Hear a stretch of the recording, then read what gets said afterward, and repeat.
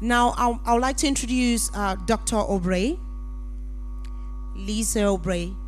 How are you doing, ma'am? I'm doing fine. How are you? I'm doing good as well.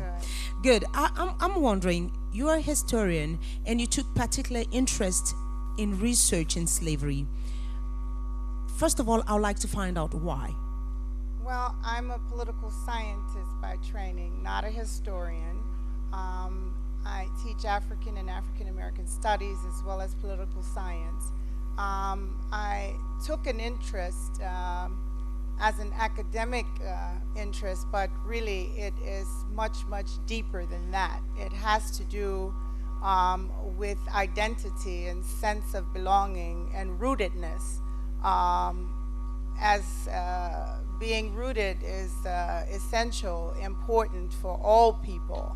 And being an African American in the U.S., I think I speak for all of us when I say that we left, we were taken against our will. We were uprooted to a country where we were property of others. And you can't really find happiness in the world. You can't really find purpose if you don't know who you are and where you belong. So the academic interest in the slave trade is something that has always been there. It is academic, but it's also very, very personal. Exactly. And a lot of people think that there is a lot of contradiction, a lot of controversy when it comes to talking about slavery. Do you think that actually the research you're doing is doing a lot of good, like healing? Or is it like making more people feel as if they're forcing them to accept what they don't want to accept anymore? Wow, we could go on with that question for a long time.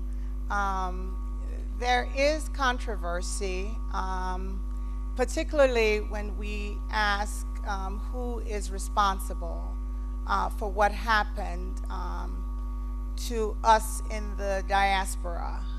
There's a lot of debate, and that's one of the debates as to whether or not it was more the fault of Africans who, quote unquote, sold their brothers and sisters into slavery, or whether it was the fault of the Europeans. There's not a cut and dry answer, but certainly those that control the slave trade were Europeans. Those that profited were Europeans. Those that developed because of the slave trade are Europeans. Africa was pushed further backward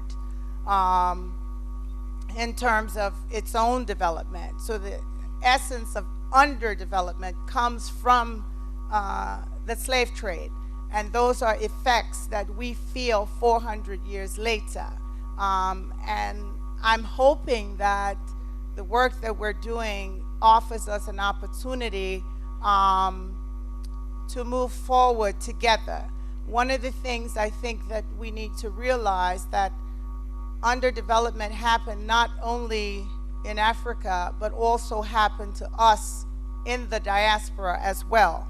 So engaging in this research is not only for the development of Africa, but it's also for us as well.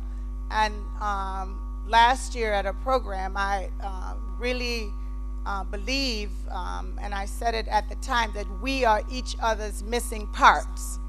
And either part can't move forward without the other. So it's putting one entity back together again.